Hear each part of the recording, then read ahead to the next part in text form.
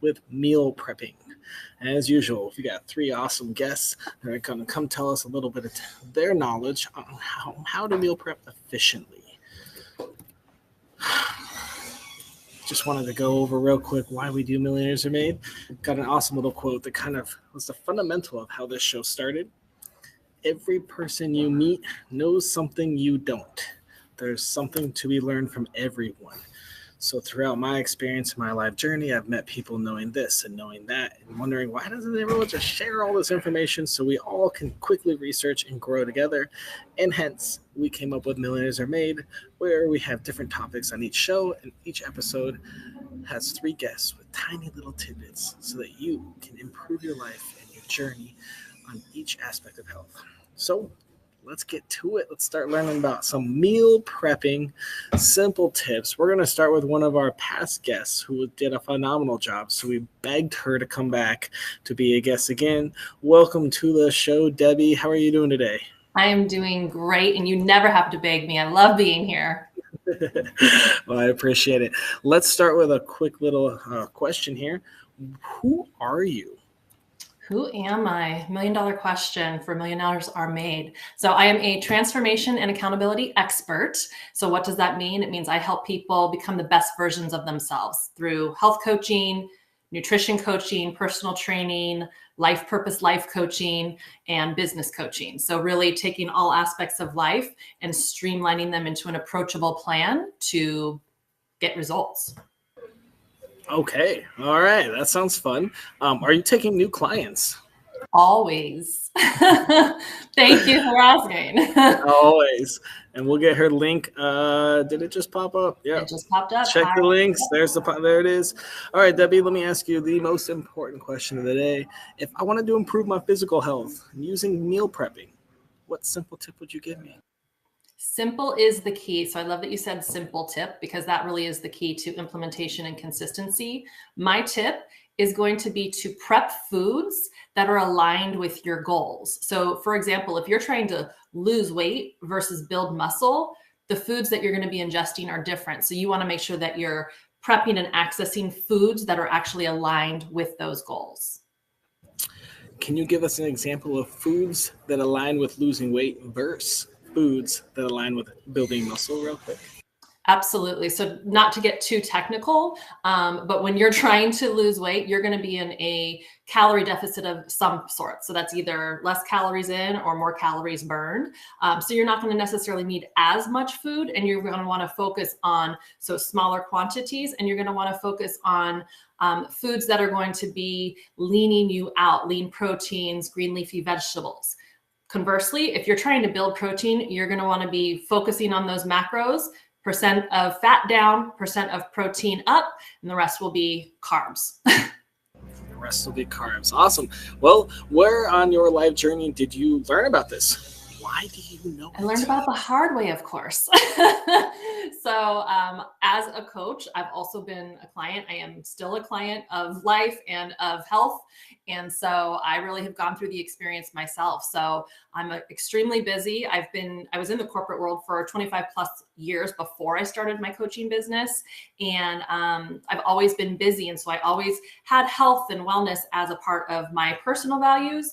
And so tried to food prep along the years, but I didn't really know necessarily what I was doing. And so it became very costly. It became time consuming, and it didn't get me the results that I wanted. And so once I became a coach and really learned how to simplify what my goals were and how to achieve them, food prepping and grocery shopping takes me less than 30 minutes every week now. So I've really streamlined that process, and that's something that I share with clients. That's super impressive. So if you're having trouble food prepping, Debbie is someone you need to talk to. 30 minutes for shopping and prepping? Mm-hmm. Man, we need to know your secrets. You have to be on every episode from now on. Deal. Any last tips? Any more knowledge? You got about a minute and a half. Okay, perfect. So once you know what foods are aligned with your goals, then depending on where you're starting at, beginner, intermediate, advanced, you can start to layer on. So when you're a beginner, really focus on your proteins and your fruits and vegetables. That's going to be the leanest sources. That's going to get you towards your goals, whether you're really going for muscle or weight loss. Then once you get a process in place that works and you're consistent with it, you can start to play a little. So you can try new recipes. I always tell my clients, try to stick with tried and true recipes about 60-70% of the time, and then infuse some new recipes in about 30-40% of the time. So you're getting some new flavors and textures, but if those don't work out, because they don't always the first time around, you still know you have some favorites to look forward to. And then if you're advanced, that would be someone like myself or someone that's been doing this and they've got food prep down.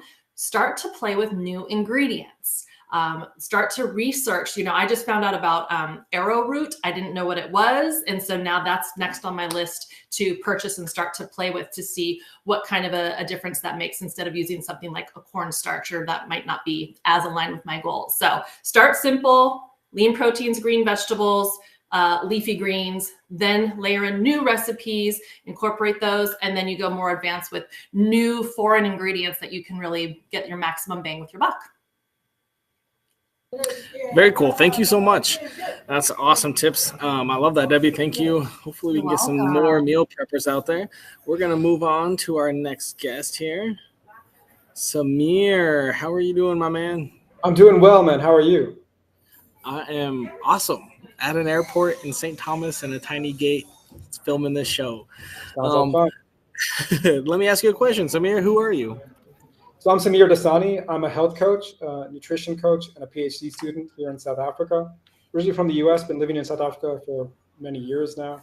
And I help people live their best lives, become healthy. I specialize especially in people who feel like they've been jerked around by the healthcare system and feel like they're about to give up hope. I give them hope and get them a new life.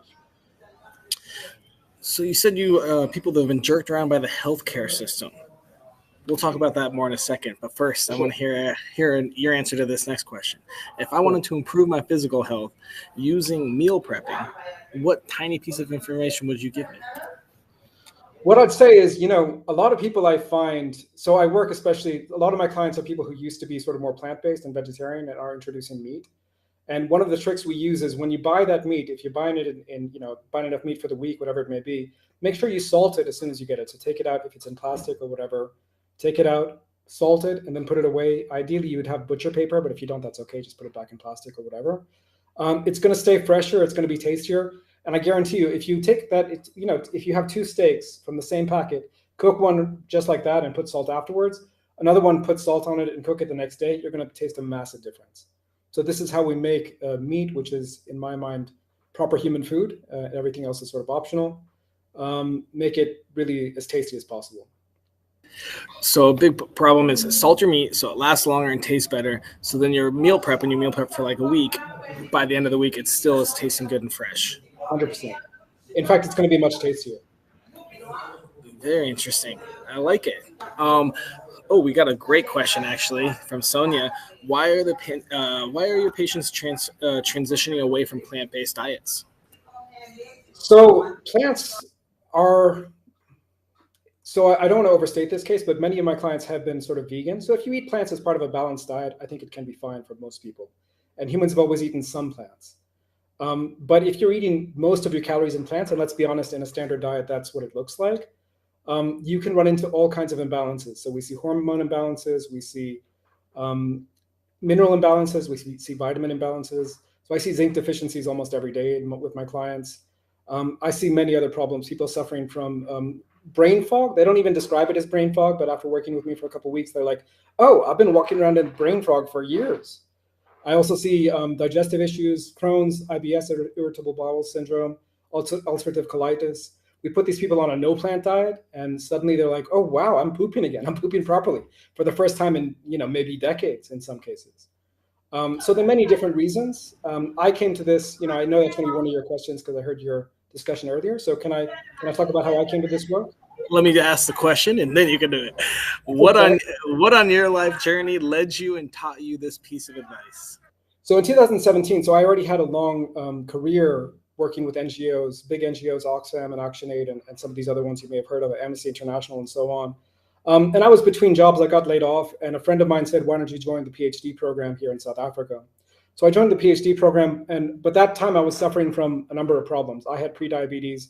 My best friend, who's since passed, he had a very bad cancer diagnosis. So I went to the medical library instead of to the library I was meant to go to. And I read paper after paper, and I got so angry within about 2 or 3 hours, because everything I'd been taught about food and nutrition, things like eat your fruits and vegetables and so on, I mean, I found out it was complete nonsense. And I fixed my own health in a matter of weeks by doing the opposite of that, by eating more meat. I was vegetarian at the time. I quickly understood that meat is proper human food. I quickly lowered my carb content to near zero. And I healed all of my issues within a matter of weeks. And then I got sort of pissed off because everywhere I looked around, people needed to do what I had done. But I didn't have the qualifications and so on. So I took separate courses, nutrition and health coaches to get those health coaching courses to get those qualifications. And now that's what I do. I work with, some of my clients were, for example, suffering from very serious mental health issues, were considering suicide, and we get them on the proper human diet. And suddenly, one of my clients was considering suicide, and then he moved to Hawaii, started a new life. His marriage ended. His marriage was ending before he met me. But he was able to get through that divorce, started a new life in Hawaii, lost about 40 pounds or 50 pounds. I mean, he was just doing great. And when he met me, he was seriously considering going to a state that allowed for assisted suicide. Those are the kind of stories that I really love to see. Yeah, that's a powerful story. But I definitely support moving to an island for your mental health. That's a different episode. But yeah, it's funny. He just texted me like 5 minutes ago saying I moved back to my hometown and I put some of the weight back on, and can we work together again? So yeah, it's always a process. It is. Well, thank you so much, Samir. We are going to move on to our next guest here. We've got Michelle. Michelle, how are you doing today? I'm doing great. Michelle, who are you? So I am a mom of 4. I'm a military wife, and I also have my doctorate in physical therapy. And a few years ago, I started my own business doing online personal training, health coaching, and I teach yoga. And I also host my own podcast, Healthy Beyond 40. And I really try to help women find a place to get healthier from the inside out, and really find a way to get off all the yo-yo dieting that we have, and really find a sustainable way to get healthy and to simplify it. No more yo-yo diets. All right. Transform Your Health website is in the comments. If you don't have any questions, ask us. We'll get you all her contact info. Michelle, if I wanted to improve my physical health with meal prepping, what simple tip would you give me? Yeah, I think one, we have to keep it simple. And one of the easy things to do is when you make a meal for dinner is to just make more so you can have that for your lunch the next day. And really expanding on that idea, anything you can sort of double up or do more of at that same time, it's going to save you time. So it's the same idea even with dinner. Like maybe you're making a soup. Maybe you can make 2 of them and save that second one as a freezer meal, because you're already having the space and time to chop things up. And so it makes it a lot simpler and a lot quicker. That is 100% accurate, especially like I eat a lot of big breakfasts and I cook for like the whole week. Or sometimes if I have a lot of veggies, I'll just cook a shitload of veggies and then just piece them off for whatever I'm trying to do for dinner, breakfast, whatever. And those are the veggies I eat that week. Yeah, I think that's perfect. And that's like, you can use these certain vegetables or whatever using that week and eat more of those that week just to make it more simple. And then you variety it the next weeks too. Exactly. Like if it's squash season or something, I'll have yellow and green squash, and that'll be my Asian dinners and my breakfast burritos. Yeah. All will have squash in it until I'm done with it, and move on to the next one the next week. Yeah, perfect. Well, Michelle, what on your life journey led you to this piece of advice? Yeah, children. I have 4 of them. And it was really after my 3rd one that I started to struggle myself. I remember I was only 30 at the time, but going up a flight of stairs, getting out of breath, like, this is not what I want, but I felt like life was just so busy and you're trying to keep these humans alive. So I really worked on ways to simplify it. So how can I still eat healthy and make it simple? How can I exercise and just start with 5 or 10 minutes? So that has really led me in how I work with people, is how can we simplify this? Because most of us are too busy. We put ourselves on the back burner. We're not taking care of our health. So how can we shift that and make things simple and take more of a step-by-step approach instead of drastically changing things that we get burned out on and we can't stick with? Oh, I can't hear you. Didn't work. Yeah, that's true. Burnout is common everywhere, especially with food. I mean, especially all the new flavors, different cultures coming in and everything. I could never eat the same chicken and broccoli every day forever. Yeah. Awesome. Well, thank you so much, Michelle. We're going to move on to our round robin section and bring everyone out. Debbie, Samir, you can hear me just fine? Absolutely. Great. We are going to start with Debbie. Can you really quickly refresh what your tip was? My tip was to prep foods that are aligned with your physical goals so that meal prepping assists you in changing your physical health. Very cool. Samir, what are your thoughts on Debbie's tip? I think it's a great tip. Definitely, we need to be cognizant of our goals and prep stuff that's going to get us there. I think in addition to that, what I would say is food journaling can be a really important thing because sometimes we assume. So if we've been told, you mentioned chicken and broccoli just now when you were talking with Michelle, we assume that a diet of mostly chicken and broccoli is a healthy one, but is it? And is it healthy for you? There's a lot of individuality here. And so what I'd like to encourage people to do is just keep a little food diary. It doesn't have to be anything fancy. You could do it on your phone. Take a picture of the food and find an app or something, or just take notes. I ate this and this is how I felt afterwards. After a couple of days, you begin to see patterns and you may be able to sense food sensitivities or allergies that weren't there before. So I think Debbie's tip is a great tip. And if we add a bit of food journaling, it can be a tip that evolves. Like what suited me last week may not be what's going to suit me next week. Make sense? On that note, Samir, so I know there's a lot. I have not done this, but I think I'm going to soon.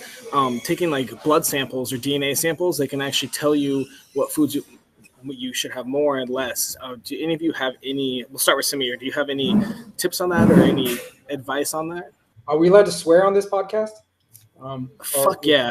Okay, just check it. So I would say screw that shit. It's really at a very high level, you may be able to get some very basic guidelines, but my PhD is really in like human history, and we've all like the human evolution, right?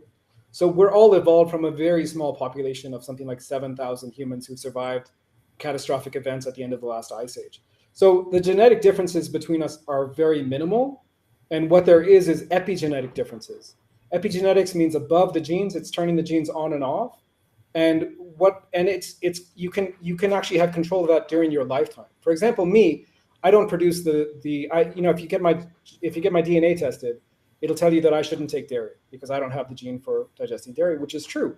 But dairy isn't just digested by the gene. Dairy is also digested by enzymes, by bugs, by your microbiome. And so once I fixed for a long period of my life, if I had a glass of, or forget about a glass, if I had an accidental sip of milk, I would be in pain and I'd be throwing up. It would be rough. At the moment, I have milk every day. I have dairy every day. There's no issues because I healed my gut and I was able to heal my microbiome. And now I have bugs in my intestines that eat the dairy for me, that digest the lactose for me, so I don't have to worry about that. Does that make sense? So gut health helped you be less lactose intolerant. I'm not lactose intolerant anymore. Like I don't have any anymore. issue. Right. That's crazy.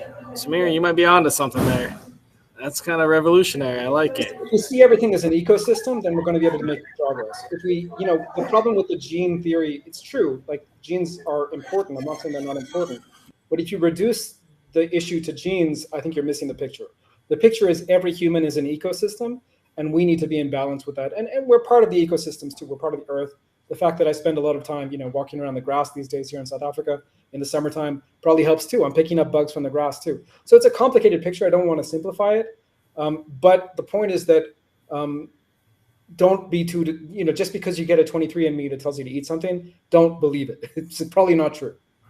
Interesting insight. Okay. And to Michelle, Debbie, go ahead. to your body. Just listen to your body. You will know what agrees with you and what doesn't and how you feel. Case in point, I couldn't eat onions or garlic for years. I would get splitting headaches when I ate them. When I actually detoxed and cleaned out my body through nutrition, I can eat onions and garlic, no problem. All right, 2 awesome examples. All right, Michelle, let's hear Yeah. something cool from you. I don't think I have anything that cool, but I agree with listening to your body.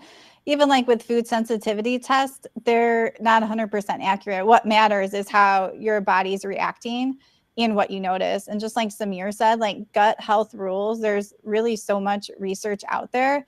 And our gut health affects so many different other systems in our body that is super important in the way we function. It affects the way our brain works. I mean, mood and stress, those things affect our gut health too. So we really have to look at our health holistically, not just the food that we're putting into our body, but what's going on in our mind and our stress levels that can be affecting our health too. Very cool. All right. We kind of went on a tangent. I like it. I don't know where we're at. Michelle, can you quickly remind us of your tip? Yeah, my tip was to sort of double up. So double up so you have leftovers, double up any meals to make it easy. Debbie, thoughts on that? 100% agree with that. And I'm a big advocate for batch preparing because, again, it does set you up for success. If you're already making something, you're already in the kitchen, you spent the money, it's way more efficient in terms of time and waste and money to just double up, freeze it, or pop it in the fridge for lunches and other meals throughout the week. Totally agree. Very cool. Samir, what are your thoughts on that for food prepping? Yeah, it's good. I mean, so there are like schools of thought which say like if you eat the same thing. So I think we can divide my clients at least into like 2 categories. There are people who are totally cool with eating the same thing every day, and then there are people who want variety. And maybe it's a spectrum. Maybe some people are sort of neither here nor there. So the people who I think really rock food prepping are the people who do what Michelle is saying, but take it to the extreme, in the sense that, okay, it's Sunday and I'm going to prep the exact same lunch for work every day, right? So whatever it is, I mean, I don't know, cooked spinach and eggs and chicken. I don't know what it is. But they have that same meal every day for lunch, and they are the ones. At the end of the day, they're the ones who really rock it. Like they're the ones who really they lose the weight and so on because they can do that prep beforehand. But that's not everyone, and I think we have to be real that to say that okay, that's not really doesn't work for everyone, that method. Some people want some more variety. So I think that's I think doing it for 2 meals, like Michelle's suggesting, maybe that's a good balance where you can at least do lunch and dinner the same similar kind of foods, or your leftovers from lunch can be your dinner or whatever. I think that's pretty cool. And there's also a school of thought which says if you're eating the same foods for lunch and dinner or for breakfast, lunch and dinner, your body sort of handles it better because it's used to it. And there is some evidence to back that up as well. So I think there's a lot of good ideas in that tip, a lot of science behind that tip too. Very cool. Well done, Michelle. Samir, did we go over your tip yet? No, but I'm really specific, man. I don't know if you want to dissect mine. Let's hear it, and let's hear what Debbie and Michelle have to say about it. Salt the meat and put it in the fridge. This is more like a chef's tip than a health coach's tip, but okay. Yeah, I thought his tip was interesting. I don't do that. I am not a chef, but I mean, just we know that salt preserves things. So I think that's a great tip. And to actually make it taste better is huge too. So I love that tip. Debbie, thoughts? Absolutely. I mean, I think from a flavor profile perspective, salting or flavoring or seasoning is definitely a great tip. I think from a physical health perspective, you just have to be aware of, does your body react to sodiums and other types of seasonings well, and take into account any, doctor's orders, things like that. Depending, again, with the topic being physical health and meal prepping, just taking into account that will agree with your physical health journey based on whatever else you've got going on. Again, going back to your goals and why you're on this physical health journey, but from a flavor perspective, absolutely. Yeah, I mean, like Debbie said, obviously watch your sodium intake depending on your personal self. But I mean, Samir, I think that's a great tip because a lot of the downfall of meal prepping is people are like, I don't want to eat the same stuff. The meat tastes bad by the Thursday or Friday. So that's a pretty cool little tip to just add a little preservation and freshness so that your Friday meal is just as good as your Monday meal. And yeah, I want to emphasize that it's not just preservation and freshness. Like salt actually takes a long time to actually get into all the places where it's meant to be. So, listen, I don't know how deep into evolution you want to get, which is my background. But traditional humans would have been eating, and even in some cultures now, they make sausages out of blood, right? Most of the electrolytes in the animals we would have been eating are in the blood, which we don't eat generally, right? So you do need to replace that. Yes, there may be some very rare conditions where it's not going to suit the individual, but most people, including people with high blood pressure, can actually benefit from reducing carbs and increasing the sodium intake of sodium chloride. So which are two of the three main electrolytes that are really crucial for making sure that every cell in the body functions properly. So potassium being the third. So sodium chloride, which is salt, potassium, which is Epsom salts, if you want to call it that, or it's also the key ingredient in baking powder. Those are the three electrolytes that are going to keep us healthy. Super important to have them in balance. We don't want too much of them. We don't want too little of them. So after you've done this for a little while, you salt your food to taste. And you will really find, the first time I had a client who was on a no salt diet and hated their food because it tasted awful. And we took away the carbs. They had blood pressure of like 200 over 120, very bad blood pressure, very high blood pressure. And we took away the carbs and we added in salt, and suddenly this person's blood pressure normalized 110 over 70, which is ideal. And what happens is, I don't know how technical you want to get, but when we're eating carbs, the body tends to conserve water, and with the conservation of water, we're conserving electrolytes as well, because electrolytes is super important. The balance of electrolytes is super important, and it's conserved in the kidneys. So when we get into a low carb fat or a fasted state, when we don't eat for 48 hours, the body has a chance to release that water, and with that water is released electrolytes. And that's what's going to, improve the blood pressure markers. But we also need to make sure that we're getting enough electrolytes from the diet so that we don't have any kind of issues. And the issues can be very serious, up to death. So we want to make sure when we're putting people on low carb diets that we actually are supplementing with a little bit with at least those three electrolytes: potassium, sodium, and chloride. Wow. Well, that's very informative. Samir, thank you so much. Definitely new news to me. Yeah. Well, guys, we're coming up to our last little portion of the show. One of my favorite parts. We need to come up with our daily challenge. It must take less than 5 minutes, cost $0, and be available to be done by anyone in the world, from Kathmandu to Fiji. Do you guys have any ideas or suggestions? I'd say pick one of the tips that was shared here today and implement it for 30 days, then report back. What differences did you notice? Listen to your body. What flavors did you notice? Did you save time? Did you reach goals that you maybe weren't reaching before? Michelle, what were you saying? Yeah, I think that's perfect, because we got to narrow in and focus. I think the other thing that makes a big difference for some people is just to drink enough water daily. So many people don't drink enough water, and then we see that improvement in their gut health, their energy, and we all have access to water, and just making sure that we are drinking enough. Samir, any ideas for a simple meal prep tip for a challenge? Yeah, not so much on the meal prep side, but on the like meal execution side. So that food journaling thing is a very powerful tool, and it's going to help with not your current meal prep, but next week's meal prep. What suited you? What didn't suit you? Are you meeting your goals? Looking back at that food journal for the last week and say, okay, if my goal was improved mental health and I felt really tired after I had the cupcake or whatever it is, well, maybe the cupcake isn't the meal prep that I'll need, right? Or whatever it is. I'm picking an obvious example. It could be something else. So I think just, a lot of us have really good intentions, and it's great to have good intentions. It's January, we've all made the New Year's resolutions, etc. Like, that's totally fine. But we actually need, what we actually need to resolve to do is to track our own health and to be aware. And I think a food journal can be a super helpful tool to help with that end. So Samir, for the food journal, essentially, you eat something and then you wait half an hour and then you journal how it made you feel? The different ways to do it. And if that's the way someone likes to do it, that's totally fine. What I would generally do is take photos of my food, and then 5 minutes at the end of the day, you look at those 3 photos. How did you feel after you ate that? How did you feel after you ate that? How did you feel after you ate that? You can't really do it the next day because you won't remember. Okay. So it has to be, 5 minutes in the evening. I think I like that idea. I think that at least let's do at least one meal. If you can do 3, that would be great. But take a picture and then take 5 minutes and just write about how you feel at the end of the day. Does that sound like what you're asking, Samir? For sure. I mean, for example, I'll give you an example just today. So I had a cup of coffee, black coffee, at a time when I usually don't have it. I do drink like coffee with cream and, you know, other stuff, butter and stuff in the morning. But I had a black coffee in the middle of the day today, and it didn't agree with me. I had some indigestion.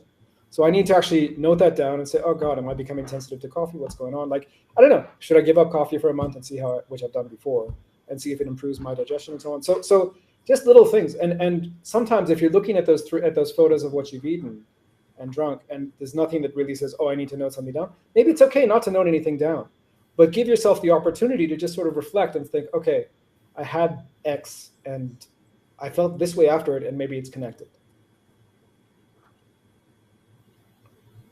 Michelle, Debbie, how do you guys feel about that? 3 pictures and then writing down your reflections at the end of the day.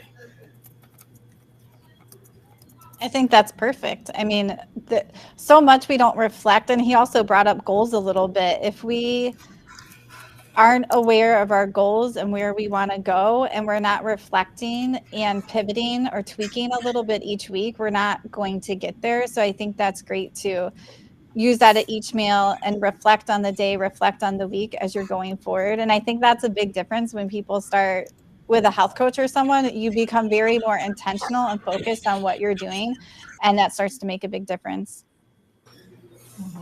Awesome. Well, I think that's going to be our challenge. Is take your 3 photos, and at the end of the day, take 3 or 4 minutes and just kind of write about how it made you feel, and hopefully we can get some better diets out there, and that'll help with our meal prep. Sound good to everyone? Sounds good. Awesome. Well, that officially is our last task of the day, and the show is now culminating. Thank you guys for coming out. You guys had awesome tips, great advice. Good to see you again, Debbie, Samir, Michelle. Thank you guys for coming, and hopefully we'll see you guys soon. And that will conclude this episode of Millionaires Are Made. Hopefully you got some awesome tips, some awesome information on meal prepping and improving your physical health. And we'll see you again